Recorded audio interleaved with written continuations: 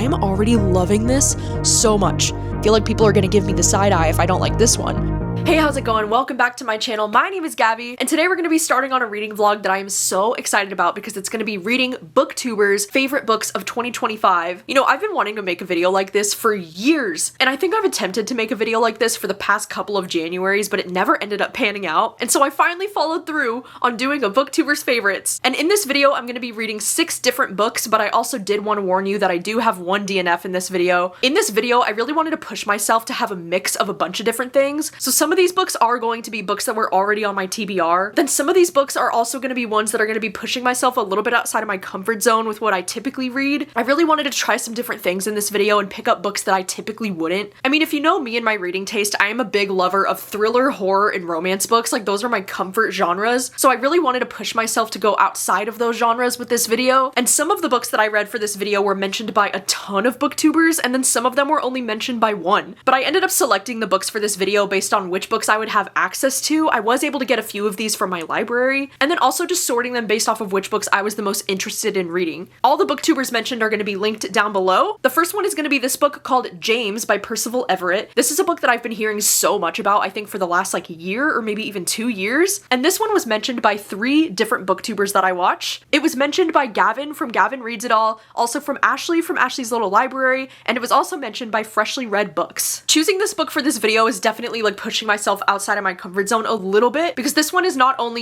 historical fiction, but it's also a retelling of a classic book. It says that this book is a reimagining of the adventures of Huckleberry Finn. And no, I have not yet read, the classic book that this was based off of, but I thought maybe it would add to my enjoyment of this. And then in this video, I'm also going to be reading Blood Over Brighthaven. I mean, you know me and that I'm not a big fantasy reader, but I feel like I've been seeing this book absolutely everywhere lately. And a lot of people actually reached out to me and said this book specifically is one that they think it would work for me. And this one got mentioned the most amount of times in any YouTube videos. It got mentioned by 9 different people. So we have Gavin from Gavin Reads It All. I think it was his #1 favorite book.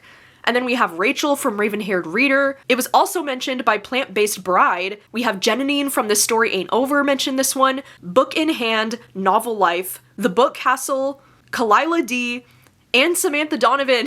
So I'm telling you, this book has been absolutely everywhere, and in almost every single one of these booktube videos, it was in most people's top 3. So to say that I am intrigued would be an understatement, but I'm also a little bit nervous, because as I mentioned, I'm not a big fantasy reader, but I wanted to give this one a shot anyway. The next book that I ended up reading in this video is this one called Woodworking. This is by Emily St. James. This one is this adult contemporary novel that I've only heard about just recently, and this one was mentioned by 2 different booktubers. Once again, it was featured on Elizabeth from Plant-Based Bride, and then it was also mentioned by Alexis from Alexis Fully Booked. This is one that I've just been so curious to read ever since I knew that it existed, because this one is more of a literary fiction book, and it's about the friendship that exists between this trans teacher and this trans student in a really small town. Another book that I'll be reading in this video is going to be Juny, and this one's by Erin Crosby Eckstein. This one was only mentioned by 1 booktuber that I watched, but it was mentioned by Christy Ann Jones. And this is one that I've had my eyes on for a while because it was actually a Good Morning America book club pick last year. The author was actually so kind enough recently. She messaged me on Instagram and she asked if I wanted a physical copy of this book to review, and I was like, yes, the timing of it was so perfect. This one is a historical fiction, so it is a little bit outside of my comfort zone. There also is a magical realism, almost supernatural aspect of this book that really intrigued me. Another book I added to my TBR for this video is The Correspondent, and this one I also only saw included on one favorites list from Sarah. I actually hadn't really heard of this book at all before the Goodreads Choice Awards this year, and it was nominated in 3 separate categories, and so it's safe to say I was definitely intrigued after seeing it nominated so many times at the Goodreads Choice Awards. And then the last book that I'll be reading for this video is this sci-fi novella called To Be Taught If Fortunate by Becky Chambers. And this is another book that I only saw mentioned the one time, but it was from one of my favorite creators, Kayla Books and Lala.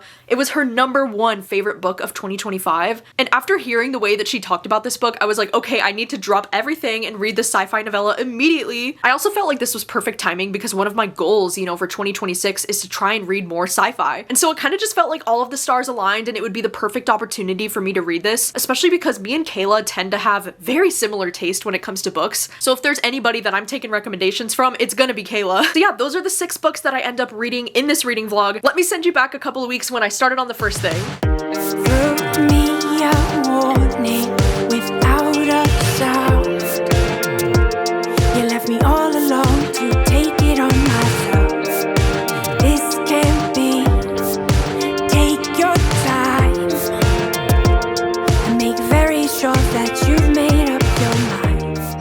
hello! I wanted to check in with the first update because I have started reading James by Percival Everett, and this is one that I was a little bit nervous to read, mostly because I don't read a lot of historical fiction these days. I feel like it's a genre that's very hit or miss for me, but also because this one is actually a retelling of a classic. I've actually never read this classic that it's based off of, and I also am not that familiar with it. If you were wondering, this book is actually a retelling of The Adventures of Huckleberry Finn by Mark Twain, and this book first published in like the 1800s. I had to Google the plot of that book because I'm so unfamiliar with it that I wasn't sure what it was about. It says we're following young Huck Finn as he fakes his own death to escape his abusive father and runs away down the Mississippi River on a raft with Jim, a runaway slave. And so what I think is interesting about this book in this retelling is that it's essentially the same story about Huckleberry Finn, but instead of following his character, we're following from the perspective of this character Jim, who's his slave. The general plot for this book says when Jim overhears that he is about to be sold to a man in New Orleans, separated from his wife and daughter forever, he runs away until he can formulate a plan. So from what I understand, I do think that this book is following the same plot as Huckleberry Finn,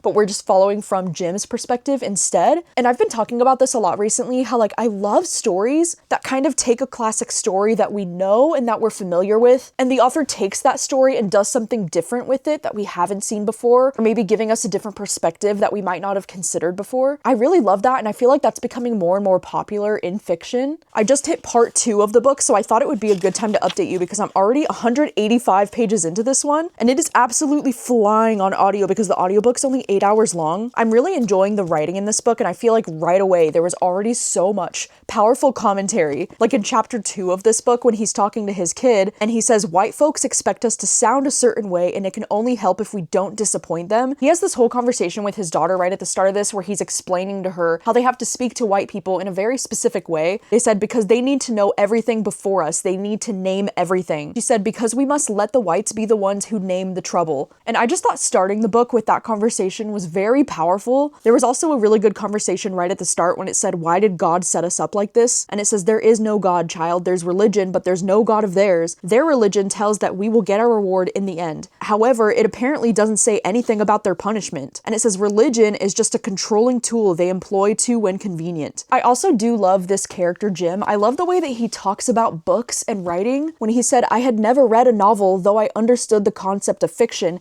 it wasn't so unlike religion or history for that matter. He says, the smell of the page was glorious. I was somewhere else. I was not on one side of that damn river or the other. I was not on the Mississippi. I was not in Missouri. And just kind of talking about how like books really help us escape. I mean, you know the writing's good when I'm literally adding tabs to a library book. Like, I don't know why I do this, but I feel like there's these moments that I want to come back to. I think this author is doing such an impressive job too at like writing a story that feels a lot like satire. Like, there's a lot of really funny and like humorous moments in this story, which is surprising and impressive considering the heavy subject matter that this book is about. I will say my only critique with this so far is that it does feel a little bit repetitive in terms of like storytelling, because so far the story has been a lot about Jim and Huck going from place to place and just kind of about their journey that they're on. It almost kind of reads like a road trip kind of book. And I'm not always the biggest fan of like road trip kind of stories, so it does feel a little bit repetitive to me in that way, but like otherwise I am really enjoying the story. I'm enjoying the characters a lot, and I'm curious to see where the rest of it goes. I actually don't have too much of this left. I think I have less than 3 hours left of this on audio, so I should be able to finish up this book tonight. My dad is actually going to be making dinner for me and my mom tonight. We're making steaks,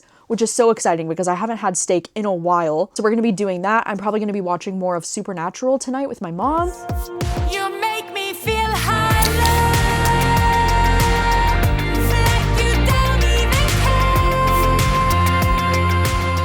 Okay, hello. Several hours have passed and it is now after 10 o'clock at night. And I wanted to update you because I had an amazing dinner with my family tonight. Oh my God, it was so good. And then I did watch more Supernatural with my mom, and we are so obsessed with this show. And I'm happy to report that I have finished reading James. You know, I was looking on Goodreads because I was like, wow, this book has an average of 4.44 out of 5 on Goodreads with over 480,000 ratings. Like, that is such a high average rating. And I feel like a lot of people are really, really, really loving this book. I do feel a little bit torn on how I feel about this, because I do think for me, the second half of the book was a little bit slow. And like I was kind of mentioning before, it did get a little bit repetitive, at least in terms of like the plot with like these characters kind of going from place to place. There were some scenes in this book that were so hard to stomach. Not only scenes that were hard to read like with these main characters, but also scenes that were hard to read that involved women. I was actually looking through a lot of different Goodreads reviews because I was trying to see if anybody else was talking about this, about how like, I don't know if I loved the way that the women were written in this book. There were just some specific scenes that dealt with violence against women that were just really hard to stomach. So I wasn't loving the second half of this book as much, but then also there was a reveal at the end of this book that I was pretty surprised by.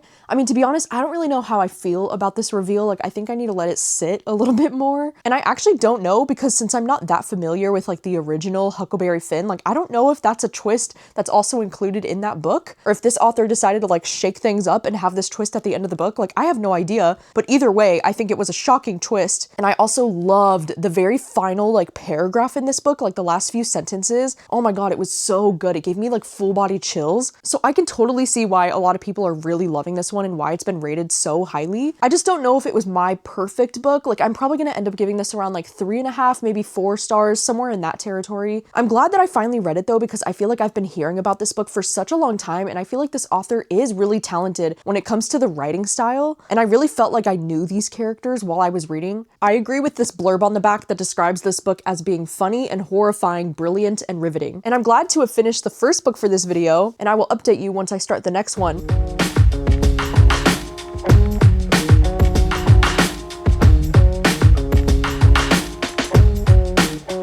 In my mouth is a desert, running dry on the tip of my tongue.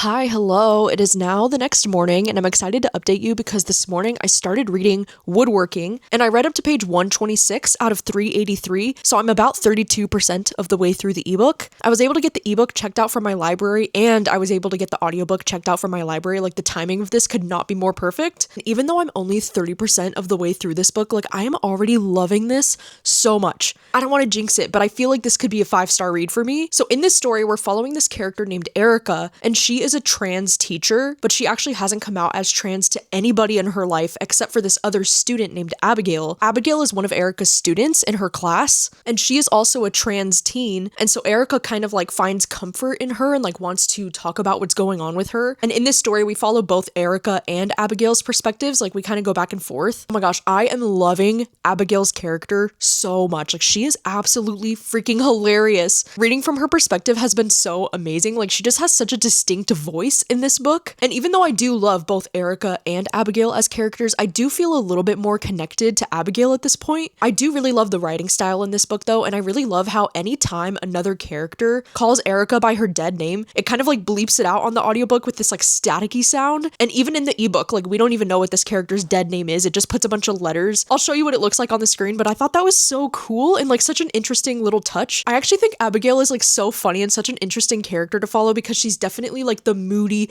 sassy teenager. And I love that she's kind of annoyed by Erica, kind of being like, oh my God, of course she's coming to me because since she's also trans, she thinks that she's gonna like help relate to her experience. She said that Erica assumes they're going to be your personal advisor in the mystery of our ways. And I love reading about Abigail's experience as she's trying to like navigate different friendships in high school. She's starting to become friends with this other girl named Megan, and she's constantly wondering like, does Megan only want to be my friend because I'm trans? And then also, I've been loving getting Erica's perspective because, as I mentioned, Erica is not out as being trans to anybody in her life, like not even her wife, this woman Constance. And I thought it was really powerful that Erica was starting to have these thoughts when she said, do I love Constance, or did I love that she let me hide who I was? And she kind of talks about how like having her wife around, she says she was my access to femininity. I just thought that perspective was so interesting and so unique. There was a scene when Abigail and Erica went to this like trans support group together, and they meet a lot of other like trans people that are living in their community, which is very few, by the way, because they're living in like South Dakota in this really small town. But I loved the way that that scene was written. Oh my God, it literally almost brought me to tears. I don't know how this author is doing it, but like one minute I feel like I'm like laughing my ass off in this book, and then the next minute I feel like crying. I just already feel so connected to these characters, even though I'm not that far into the book. I also think it's incredibly impressive that this is a debut book. That just makes me so excited. Like, I love whenever I read a debut from an author and it's absolutely stunning, incredible, great writing, great characters.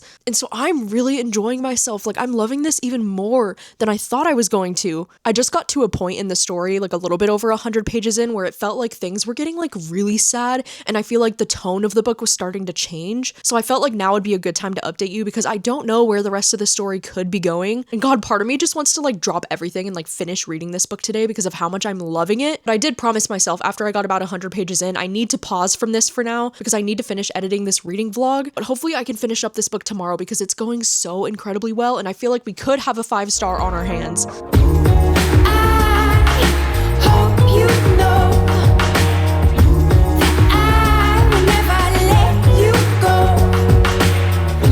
If all I do is dim your glow, then fly on, baby. Okay, hello, I am checking in with another update because it's been about 2 days since the last time that I updated you, and I just finished listening to Woodworking on audio, and overall, I am really impressed with this book. I don't think this was the perfect 5-star read for me. I think this is gonna land around like 4 stars. I really love this one, like so much more than I thought I was going to. I feel like this author has a very distinct voice in fiction, and I feel like that's something that's so impressive to have in a debut novel. I loved both Abigail and Erica as characters, and I actually really liked the exploration of their kind of like complicated relationship. I do see a lot of the negative reviews talking about this book saying that the relationship between Erica and Abigail can be like inappropriate at times, which I do agree that like sometimes their relationship does like push the boundaries of what's appropriate for like a teacher-student relationship, but I actually think that's part of what made this book so interesting and so thought-provoking. And I love that in this book we get a variety of perspectives on the trans experience, because we not only get Abigail's,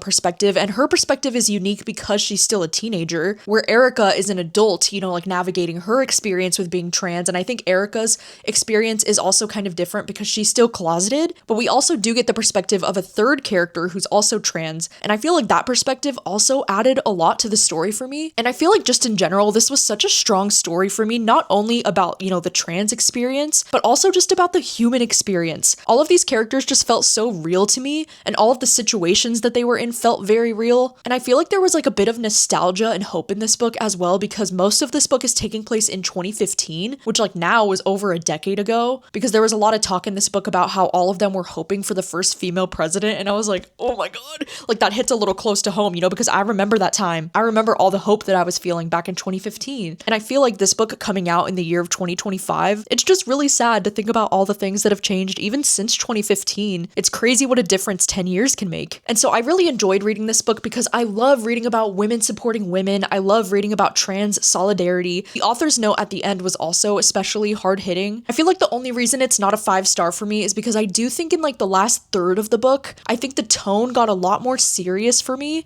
and it wasn't as lighthearted as the first 2/3 of the book. I also think it just got a little bit too heavy on the commentary for me at the end. I think most times I prefer when commentary is like a little bit more subtle. I do agree with some of the reviews on Goodreads that are saying the people who would probably get the most out of this book are the people who were never going to pick it up in the first place, and that's really unfortunate. But overall, Woodworking was so good. I would highly recommend. I think the next thing that I'm going to be reading is Blood Over Brighthaven, and I am absolutely terrified because this book is obviously like a bit of a fantasy. It's a little bit outside of my comfort zone, but also because this book was mentioned the most amount of times out of any books in this video. So like there's a lot of pressure on this one, like I feel like people are going to give me the side eye if I don't like this one.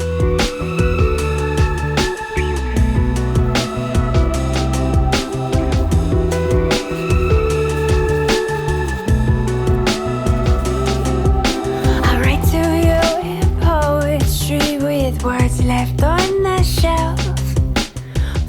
Hello, how's it going? It's been a little bit over a week since the last time that I updated this vlog. It's been a minute. And today I ended up driving down to my local park. I picked up a coffee on the way here, and I've just been sitting here in the parking lot reading Blood Over Brighthaven. I got up to chapter 6. I'm about 98 pages in, and I feel so badly and so terribly for doing this, but I feel like this one's probably going to be a DNF from me. I wanted to give it at least 100 pages to like see if I would get more invested in this, because something that you should know about me is that I'm not a big fantasy reader. Like, it is is not one of my top genres. It's not something that I actively reach for. But I feel like with a video like this, especially where I'm reading like some of the best books of the year, this is the kind of video where I really wanted to like push myself outside of my comfort zone and like try something that I usually wouldn't read. But unfortunately, I feel like this book is reminding me why I don't read a lot of fantasy, because I just don't really care. I'm just not really invested in anything that's happening. This is the kind of fantasy book where I'm reading it and I feel kind of stupid while I'm reading it, and I feel like the author's explaining a lot of things, but it's still not processing in my brain. I mean, one thing that I guess I do like about this book so far is that there's this kind of like dark academia setting, which I would be interested in if this was like any other genre. Like, give me a dark academia setting in a horror book or a thriller book any day. But I feel like with fantasy books like this, like my eyes just start to glaze over and I just don't care about what I'm reading. I mean, in this story, we're following this girl who has spent her entire life dedicated to like studying magic. It says that she is fueled by a mad desire to achieve the impossible, to be the first woman ever admitted to the high magistry at the University of Magic and Industry. And so right at the start of this book, we're kind of reading about how this character is going on this journey, and she does pass the qualifying exam and becomes the first woman to ever do so, but then she's faced with like a bunch of different obstacles because she's a woman and they're making her feel unwelcome. I can definitely see why a lot of people are probably really loving this, because I can only imagine that it has really great feminist themes. Like, I'm already seeing that. But I've also heard a lot of people compliment this book because they said the magic system is like really cool and really interesting, but that's just not something that I personally care about very much. I'm also like not entirely sure if there's going to be any romance in this book, even though I don't think there will be, because I think something that I saw on Goodreads was that this is actually a fantasy novel that's a standalone, which is pretty rare, I think, in the fantasy genre to get a standalone book as opposed to like the first book in a series. So I do think that it's pretty cool that this one is a standalone book, but also because there's no romance in this, I think I'm really struggling with it, because typically when I read books that are outside of my comfort zone, like fantasy books, I kind of rely on the romantic storylines to like keep me invested in the story. And so because there's not really a romantic storyline happening in this, I'm also just very not interested. I know that's so shallow of me probably to say. And like, maybe if you're a fantasy reader and you're watching this, you probably think I have absolutely no taste when it comes to fantasy books, and like that is totally fine. And I'm actually so torn on whether or not I should even like include this in the vlog, because I know it's gotta be disappointing. This book is obviously so loved, right? It's like so hyped. A lot of people are saying this is the best fantasy novel of the year. So please take my opinion and my review with a grain of salt. I really struggle when it comes to DNFs like this, because I always wonder, like, should I even include this in the vlog, or should I just like scrap this whole part of the vlog and not even mention this book? Because in some ways I can see how it would be frustrating, like as a viewer, to like see me DNF this if it's something that you love so much. But I also do still want to give books like this a chance, because you never know if something is going to be your kind of book until you read it. I don't know, I guess I would love for you to let me know, like in the future like this, if I have books that I DNF pretty early on, do you still want them to be included in the vlog like this, or do you think I should just scrap all this footage and like move on to the next thing? I know that people still find value in reviews even when the book is DNF'd. I mean, I know I certainly do. I do love to know the reasons why people DNF a book, and I still like to see it included in vlogs, but I also at the same time, I do understand why people wouldn't want to see it in vlogs. Yeah, let me know your thoughts on that, and like, God, I'm so sorry to DNF this. I know that a lot of people really love this book. I think I could see why, you know, like if I was a fantasy reader and if I cared more about magic and like casting spells and like studying magic and all of those things, then maybe I would care a lot more about this. But at this point, I just can't really see myself spending more hours today reading a book that I just don't really care about, especially when I have so many books on my TBR that I really care about and I really want to get to. But yeah, anyway, those are my thoughts. I'm sorry I'm not more of a fantasy reader. I can't change who I am. I keep trying. Okay, hello. I wanted to check in because I do have another reading update. It has been a couple of days since the last time that I updated this vlog. These last couple of days have been really devastating and really heartbreaking, because my dad's brother, my Uncle Mike, he actually ended up passing away a couple of days ago on my 31st birthday. Yeah, it was a really rough day. My Uncle Mike, you know, he's been dealing with liver failure for like the last like year and a half, but it was still so unexpected. Like, I feel like everything just happened so fast, and it was just really devastating news to wake up to. So I've taken a few days off from filming this vlog as my family's been, you know, like grieving, and my heart is just really breaking, you know, for like my cousins down in California, because they're even younger than I am, and everything's just been really sad and really difficult these last few days. But I decided this morning that I would start reading The Correspondent, and it was actually perfect timing because I just got this audiobook checked out from my library, but I gotta skip the loan copies, so like I only have it checked out for 7 days. So I was like, damn, I better start this audiobook, and I'm already 36% of the way through the audiobook. I also did decide to download the book on my Kindle so that I could follow along. I'm about 105 pages into this so far, and you know, picking up this book, I actually had no idea what it was really gonna going to be about, but something that I love about this story so far is that we're following this character named Sybil, and she's this elderly woman, and this entire story so far is told through letters that she's writing and letters that she's receiving as well, which is not something that I was expecting. Like, I had no idea that this book was told in this kind of like unconventional storytelling format. No, like third person narrative or like nothing like that. Like every single part of this book has been told through letters, which I do think is really interesting. And I think it's really impressive when authors can still like flesh out a character so well when we only know about them through their letters. But what I do like about this story a lot is that we're not only following Sybil through letters that she's sent, but we also get to see some letters that she's never sent. I do love the way that this character, you know, talks about letters and how like there's something that you could be remembered by. There was like a really great quote when she was talking about this where she was basically saying, you know, like, yes, you could be remembered by like future children and future grandchildren, but like they'll never know your story or like who you really were. Whereas like when they read the letters that you've left behind, they can start to put together the pieces of like who you were. And I just think that's so beautiful. There's something about the writing in this book. I am just absolutely loving it. It just has this like nostalgic feel to it. The writing does feel very like literary, and the way that this book is talking about like aging and like the seasons of life, it's just really beautifully done. There was this really beautiful quote that actually really stuck with me talking about the seasons of life when she said, I mean how if someone is in difficulty, they'll say, don't worry, it's only a season. I like how she was implying that like when people are going through a hard time in their lives, people will try to comfort them by saying, don't worry, it's only a season, or like this season of your life will eventually pass. But I love this idea that she talks about when she says, as there is no such rhythm in the human life, I have to think that when it comes to seasons, we all get one round. She says, we are born and we grow through childhood in spring. We live those glorious, lively, interesting years of our 20s, 30s, and 40s in the summer. We settle into ourselves in autumn, that cool but not yet cold time, rich and aromatic. And in winter, we age brutally and die. And I was like, damn, you know, I actually really think that that's so true. Like, I like that metaphor of like looking at life. The springtime is like so new and it's like the early days of your life when you're a kid, and then the exciting summers of your 20s and 30s and 40s, and then like settling into autumn as you get older. I don't know, there was something about that metaphor that like really clicked with me, and I was like, that is such a beautiful way of looking at life. So I've just been really, really loving the writing in this book. Like, I am very impressed, and I already really do feel attached to Sybil as a character. You know, because I am listening to this one on audio as well, I am really liking the audiobook. It is really cool because it's a full cast audiobook, so you not only get like the voice of Sybil when she's writing her letters, but you get the voices of all of the people who are responding to her letters. I feel like I keep talking about this recently, how like I love in books lately where we're following like an elderly protagonist, because there's something about the way that an elderly character like looks back on their life and think about their life choices and like things that they would have done differently. That kind of wisdom and like nostalgia is just really comforting to read for me lately, and so I'm really loving that perspective in this book. But anyway, it's almost 2 o'clock in the afternoon. I think I might actually try to get out of the house this afternoon because I really want to go and pick up a present for my sister's birthday. I need to go to the mall. I might also try to stop by Trader Joe's on the way home to pick up a few things, and I think one of my library holds just came in. So I think I'm going to go out and do all of those things this afternoon, but I'm going to continue listening to this one on audio, and hopefully I can finish up this one because it's going so well so far.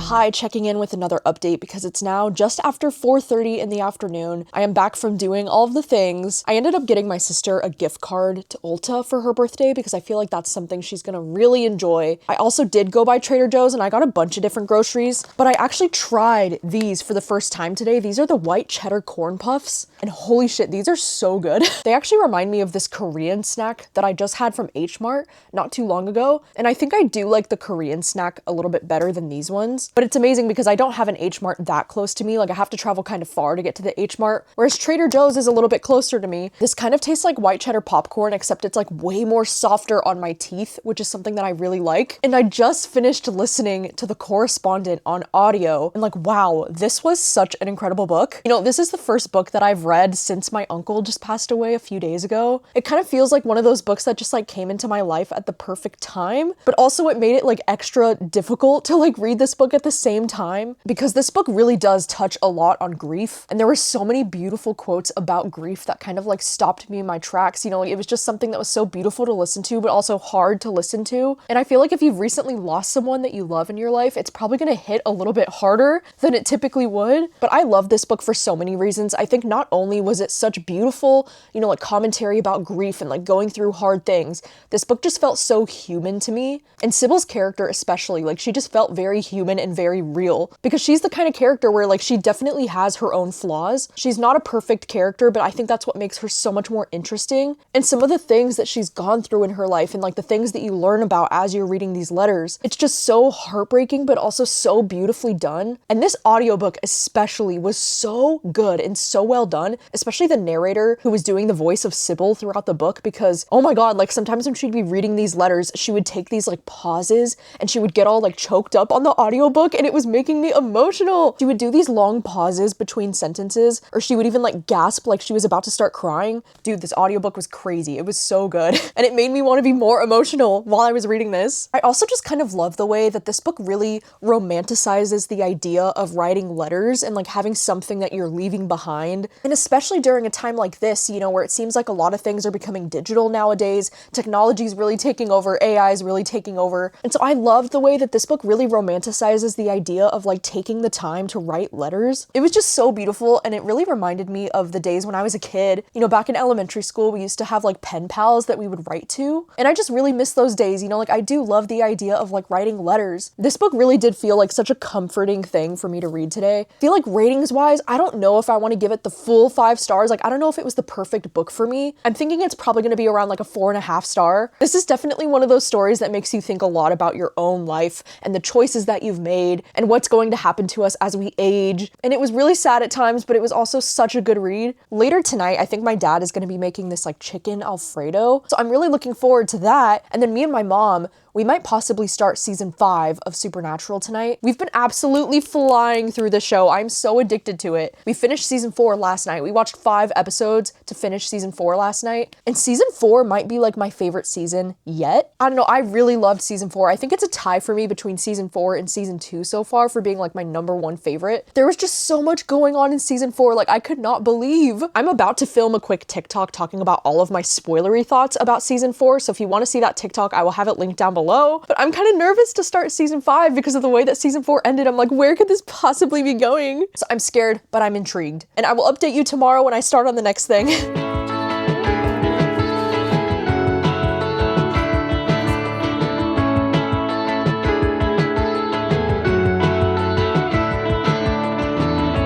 I spend most of my time viewing what I want from the outside. I comb it over like it's the scene of a crime.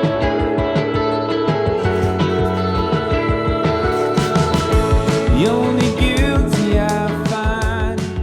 Okay, hello, it is now the next afternoon. I have started reading Juny. I've been doing some reading sprints on my Patreon this morning, and I just hit part 2 of the book. I'm about like 120 pages in at this point. You know, this one is not my usual read because this one is historical fiction. This book is taking place in 1860. It's taking place during that era of time, you know, like right before the Civil War. And typically historical fiction is a genre that I rarely ever reach for, but this is one that has caught my attention because this book is being described as speculative historical fiction, which does intrigue me because in this story, we're following this young girl named Juny. It says that she's been enslaved since she was born. She has spent her entire life on this plantation in Alabama where she cooks and cleans for this white family. And this white family, they have this daughter named Violet that she's starting to develop this friendship with. And Juny is also consumed with grief because her older sister Minnie has recently passed away. There's a lot of expectations getting placed on this girl Violet because her parents are kind of like expecting her to marry this really rich and wealthy man from New Orleans that's going to be visiting their family soon. And Juny's kind of worried about how if Violet gets married soon, it's going to like change everything about their lives. And the part of this book that really intrigues me, that makes this book feel a little bit more speculative, is that it says Juny commits a desperate act, one that rouses Minnie's spirit from the grave, tethered to this world unless Juny can free her. And so we kind of have this like weird ghost or like spirit thing happening with her sister in this book. And that's definitely the part of the story that intrigues me the most. I mean, I do love any many stories that involve sisters. It's one of my favorite things to read about, and so I am loving the exploration of that in this book. There is also like a little bit of a hint of a romance between her and this guy named Caleb. She kind of like asks him for his help, and then their friendship is starting to develop into something more. It's also a story about how she's like uncovering these secrets about this family, and so far I am really enjoying it, but I do think it's a little bit slow paced. The writing is really gorgeous at times, but then I also feel like the writing is like a little bit more wordy than it needs to be. I mean, at this point in time, I do feel pretty connected to Juny as a character, but I also feel like she's the only character in this book so far that I really feel connected to, and I do feel very sympathetic for like her situation that she just dealt with her sister. I just think the story in general so far has been very slow paced, but I know that that's usually how I feel about so many historical fiction books, which is why I rarely pick them up in the first place. I mean, there are parts of this story that are reminding me a lot of like The Reformatory by Tananarive Due, just with like the historical setting and like the ghost type of thing and like the sibling relationships. But I do think, at least so far, that I do prefer The Reformatory over this one just because of like the horror elements in that one. So we'll have to see how the rest of this one goes. I might take a walk even though it's getting pretty freaking cold outside, and I'll update you with my final thoughts when I finish it.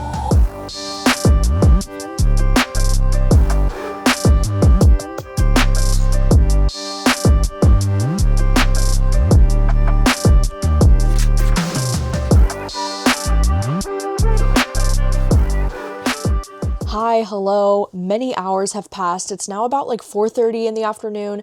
I just wrapped up doing some reading sprints on my Patreon, and I wanted to check in with an update because I just finished reading Juny. You know, the last time that I updated you, I was talking about how this book kind of had a slow start, and this book for the most part ended up having a very like slow pace to it, at least up until like the last like 30% of the book when things really started to pick up in the plot. But I feel like for most of this, I was really struggling with the pacing of the story. You know, I really loved the idea of this book having this romantic storyline with this character named Caleb, but I don't think I ever felt fully invested in the romance the way that I wanted to be. And as much as I did love the kind of like magical realism aspects of this book, I think most of the time a lot of the magical realism ended up feeling a little bit more confusing, and I just wanted it to get a bit darker. I mean, I know that that's not the tone of this book and that was not the direction this book was going to go. I just wanted this to lean in a horror direction, and like that's just me. That's just me talking as a reader because I do love reading horror so much and because I saw the potential for this book to kind of go in that direction. So I think at the end of the day, this just wasn't really my reading taste. I was kind of struggling, you know, trying to vocalize my feelings about this book, and so I was looking through a lot of different reviews on Goodreads. Something that I noticed a lot of people were pointing out about this book is the fact that it kind of reads like young adult, which I didn't really realize until I was reading those reviews, and then after reading those reviews, I couldn't really ignore that because this really does read a lot like young adult, you know, because our main character, Juny, for the most part, she's about 16 years old for most of the story. But I think overall, this story was really good. The writing was really good. The ending especially was really good and really sad.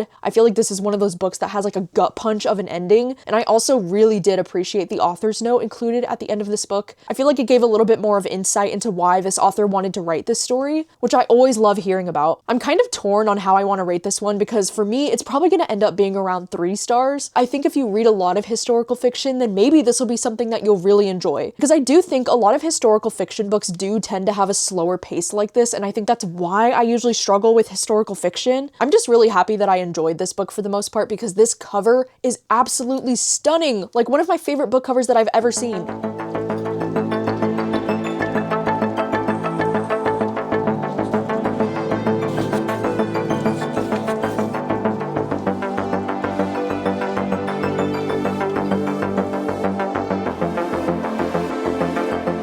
Hello, it is the next afternoon. I was gonna try to go out to a coffee shop and like do some reading outdoors today, but it is so windy outside and it is so cold that I was like, you know what? Fuck that. Like, I'm staying in bed. And I ended up reading the entirety of this sci-fi novella this morning in bed. And holy shit, when I tell you, I loved this so much. Like, way more than I was expecting to. I don't know why, like, as soon as I read the final pages of this book, I had the strongest urge to just, like, cry. Like, why did the ending of this make me emotional? Wow, where do I even begin with this book? This is such a well-crafted and perfect sci-fi novella. This one is taking place in the future, and we're following this crew of astronauts. We have 4 astronauts, and we kind of follow them as they're going to, like, 4 different planets. In the premise, it talks about how through a revolutionary method known as soma forming, it says astronauts astronauts can survive in hostile environments off Earth using synthetic biological supplementations. So basically they're able to do more space travel in the future because they're able to like let their body go to rest. They go into this like deep sleep,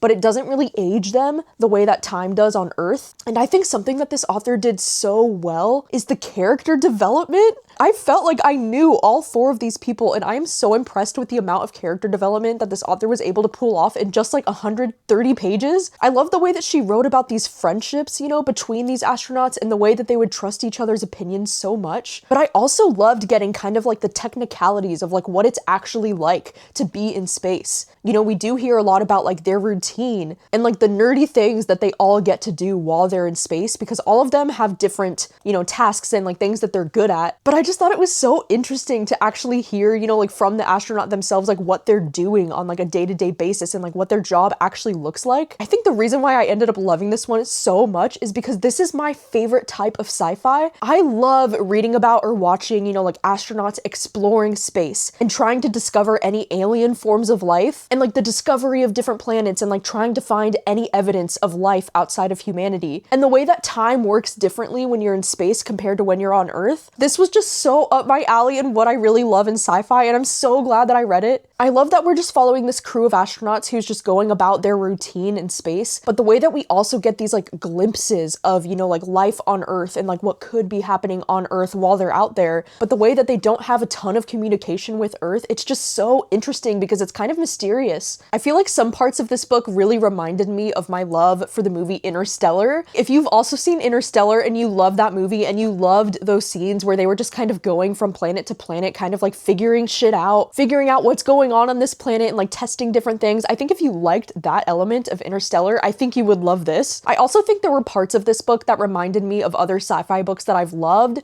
Like Project Hail Mary is definitely one that comes to mind. I don't think this book necessarily had, you know, the humor that Project Hail Mary has, but I think it reminded me of that book because of the way that this book talks about like the technicalities of being an astronaut and what that actually looks like in space. And then this book also did remind me a lot of that other book called Orbital, and that was another sci-fi book that I absolutely loved. I feel like both of these books are kind of similar because we are following a crew of astronauts as they just kind of like go about their day-to-day lives. I think I did prefer this book over Orbital. I mean, what I will say about Orbital is that I do think the writing in Orbital is like more lyrical and kind of like poetic and just kind of beautifully done. And it's the kind of book that really makes you think. I mean, both of these books are very thought-provoking in their own ways, but I feel like Orbital doesn't have the same characterization that this book does. Like this book has amazing characters that you actually care about, you know, because I feel like that was my one flaw with Orbital, was that it's a really gorgeously written book, but I never felt like I got to know any of the astronauts. And I think because of that, like that's what held me back from wanting to give that book 5 stars, because as gorgeous as the writing was in Orbital, like I really wanted to like feel more attached to the characters, and this delivered on everything that I was missing from Orbital. Holy shit, I think this is 5 stars. I just can't believe the amount of story that this author just packed into this novella. Like it is so impressive. Like the fact that you can read this in one afternoon and it's just so thought-provoking and it really makes you think about like humanity and the world. Oh my god, I loved this. I could go on and on all day. I'm so glad to be ending this video on such a positive note. Like we finally had a 5-star book. And this is another one that I'm going to be widely recommending for people that are like wanting to get into sci-fi. So thank you so much for watching this reading vlog. I had a really great time exploring all of these different books. I'm really glad that I pushed myself to read things that were like outside of my comfort zone, but then to read things that I already had on my TBR. I'm glad I had a good mix of things in this vlog. You'll have to let me know your thoughts on any of these books that I read in this vlog if you have read them. And I would also love to know what were some of your favorite books of 2025. Thank you so much for watching as always, and I'll see you very soon with another video. Bye.